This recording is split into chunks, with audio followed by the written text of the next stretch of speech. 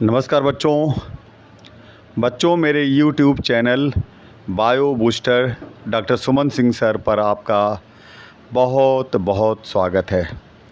बच्चों super 20 question की series में हम इकोलॉजी के आज तीसरी सीरीज़ ला रहे हैं। इसके पहले इकोलॉजी पर हम सुपर 20 क्वेश्चन की सीरीज़ बना चुके हैं।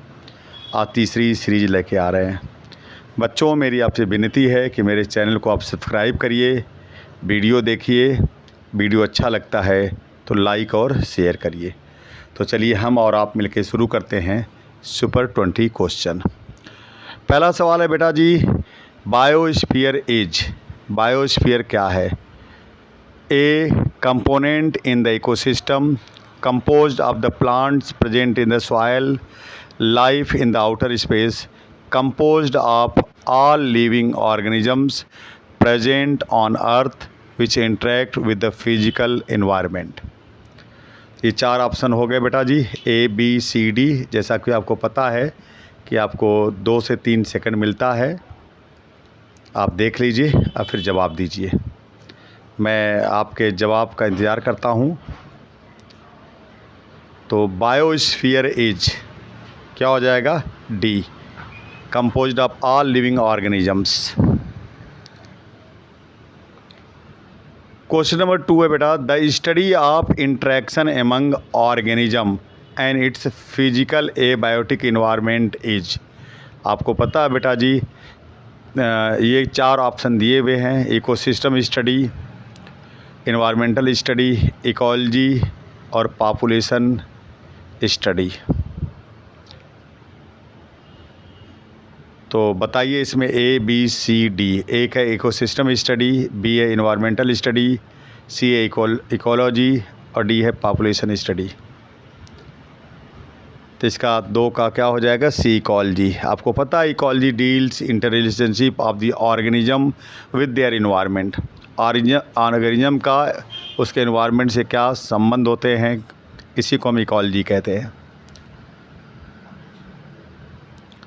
एन एसोसिएशन, क्वेश्चन नंबर 3 है, an association of individuals of different species living in the same habitat. देखिए ये ध्यान दीजिएगा, ये दिया है डिफरेंट स्पेसीज, ये दिया same habitat and having functional interaction. क्या कहते हैं इसको? पहला इकोलॉजिकल निके कहते हैं, कि बायोटिक कम्युनिटी कहते हैं, कि इकोसिस्टम कहते हैं, कि पॉपुलेशन करते हैं। थोड़ा सा कन्फ्यूज करेगा ये सवाल बेटा जी, ध्यान दीजिएगा, अच्छा सवाल है। तो आंसर बताइए। मैं आपको बता दूं, इसमें ए और बी में आप थोड़ा कन्फ्यूज कर सकते हैं। तो क्वेश्चन नंबर 3 का बी हो जाएगा, बायोटिक कम्युनिटी है। Question number 4, the most ecologically relevant environmental factor is. The most ecologically relevant environmental factor is. Soil है, वाटर है, टेम्परेचर है और लाइट है। 4 हैं, सीधा सीधा सवाल है। Question number 4 A B C D, जवाब दीजिए। ये सी हो जाएगा, टेम्परेचर। क्वेश्चन नंबर 4 है, average temperature of thermal springs and deep sea hydrothermal vents exceeds. पहला है 50 degree Celsius, 60 degree Celsius, 70 degree Celsius, 100 degree Celsius.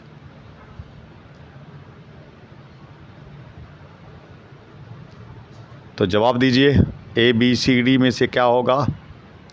D हो जाएगा, 100 degree Celsius. Identify the possible link A in the following food chain. Food chain दिया बेटा, लिखा है plant, लिखा है ये प्लांट लिखा, फिर इंसेक्ट लिखा, फिर फ्रॉग लिखा, फिर ए दे दिया, ए की जगह भरना है, फिर ईगल लिखा। तो ये क्या हो जाएगा? रैबिट हो जाएगा, कि उल्फ हो जाएगा, कि कोबरा हो जाएगी, कि पैरट हो जाएगा? Rabbit, wolf, cobra, parrot. Rabbit, wolf, cobra, parrot क्या हो जाएगा?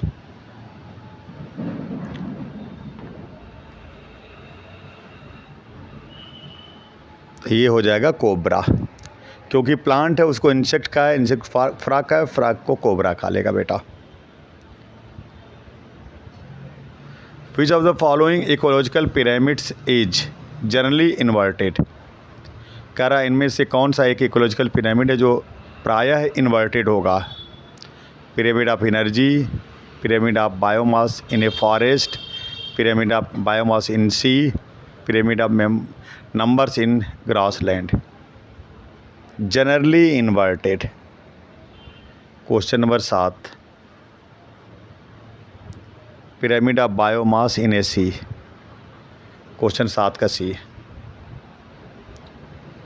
विच ecosystem has maximum biomass. Which ecosystem has maximum biomass. Forest ecosystem, grassland ecosystem, pond ecosystem, lake ecosystem. A B C D. क्या हो जाएगा 8 का A, forest ecosystem. In an ecosystem the cycling of nutrient is known as geological cycle, chemical cycle, geochemical cycle, biogeochemical cycle. Question number 9, cycling of nutrients ecosystem में कह रहा है ये। A B C D. Question number 9 का D, biogeochemical cycle.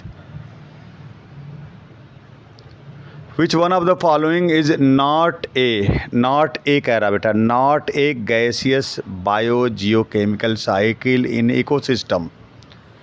कह रहा इनमें से कौन सा एक गैसियस साइकिल नहीं है इकोसिस्टम में, बायो जियोकेमिकल साइकिल।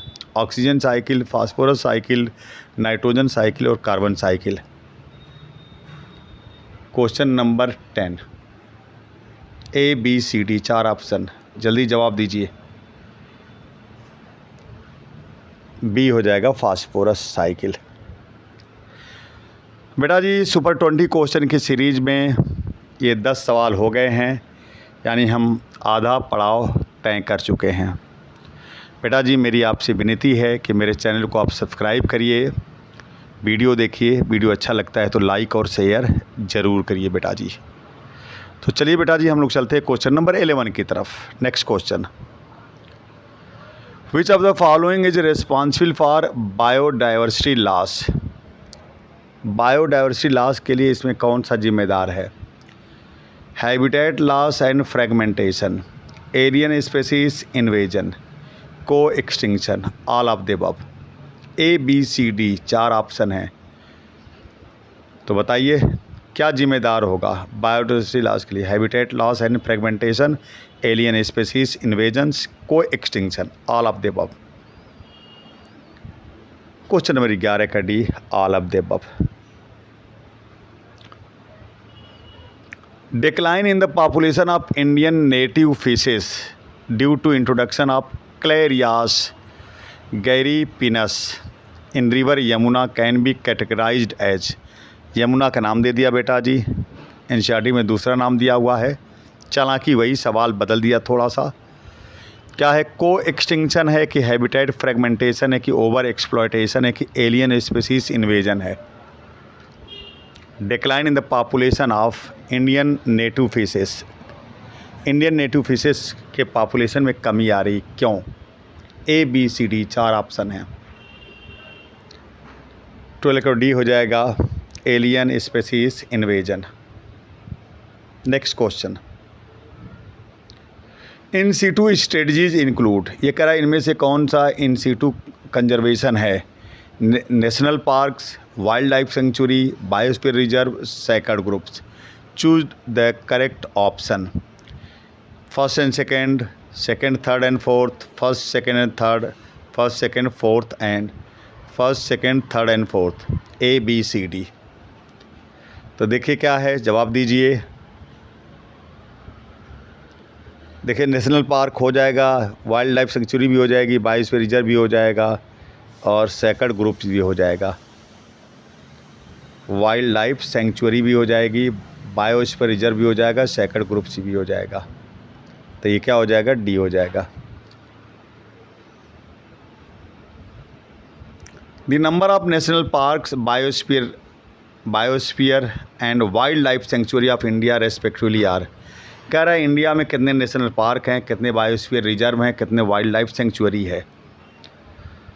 पहला है 90 14 448, दूसरा है 158 62 10, तीसरा है 58 412 10, 96 412 10। ABCD 4 ऑप्शन हैं, जवाब दीजिए। आपको पता है बेटा जी 90 नेशनल पार्क हैं according to NCERT, 14 biosphere reserve हैं, 448 से लेकर 450 तक सेंचुरीज हैं। तो पहला वाला ऑप्शन चला जाएगा। 15 slash and burn agriculture in north eastern states of India is also called. जो स्लैश एंड बर्न एग्रीकल्चर को क्या कहते हैं? North eastern states of India is also called ley farming, commercial agriculture, jhum cultivation, all of these. Question number 15।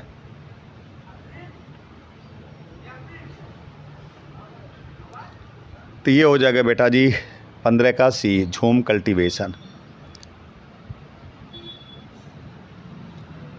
The thickness of ozone in a column of air from the ground to the top of the atmosphere is measured in terms of decibel units, Pascal units, Swedberg units, Dobson units। Question number 16 ABCD क्या हो जाएगा? 16 का सी, Dobson unit. 16 का D, एक minute, 16 का D है बेटा, ये सी 2 बार आ गया है, ये डी है, Dobson unit. In stratosphere which one of the following element acts as a catalyst in degradation of ozone and release of molecular oxygen In stratosphere, which one of the following elements act as a catalyst in degradation of ozone and release of molecular oxygen? क्या हो जाएगा ये आपका? Fe हो जाएगा कि chlorine हो जाएगा, आयरन की क्लोरीन की कार्बन की ऑक्सीजन? आयरन है, क्लोरीन है, कार्बन है, ऑक्सीजन है। ABCD।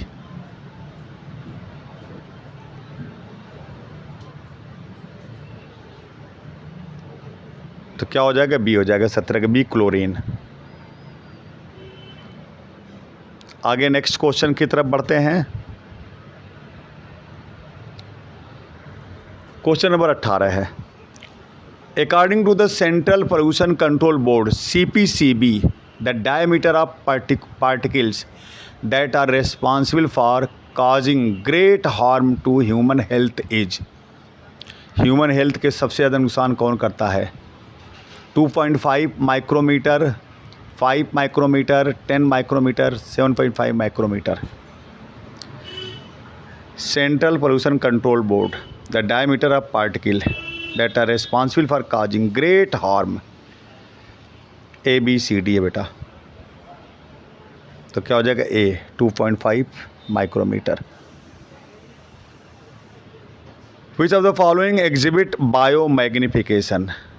मैंने बताया बायोमैग्निफिकेशन बेटा, जो नॉन बायोडिग्रेडेबल पॉल्यूटेंट हैं उनका कंसंट्रेशन किसी भी फूड चेन में ट्रॉफिक लेवल बढ़ने के साथ साथ बढ़ता है। ये कह रहा कौन सा जिम्मेदार है ये इसके लिए? SO2 है कि मरकरी है कि DDT है कि both B and C। Question number 19 ABCD।